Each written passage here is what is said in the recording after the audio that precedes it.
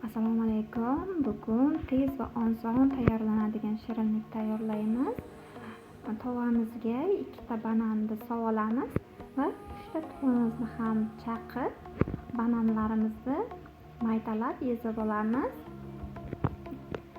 Yaxshilab maydalab olganimizdan keyin 3 qoshiqday shokolad eritmamizni ham quyib, ozroq qavatni solamiz.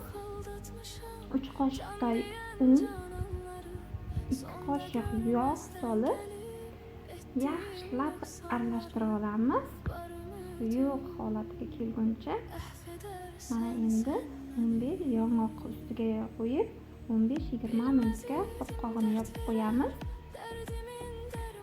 Mana shirinligimiz tayyor bo'ldi. Video yoqqan bo'lsa, like bosib obuna bo'lishni unutmang.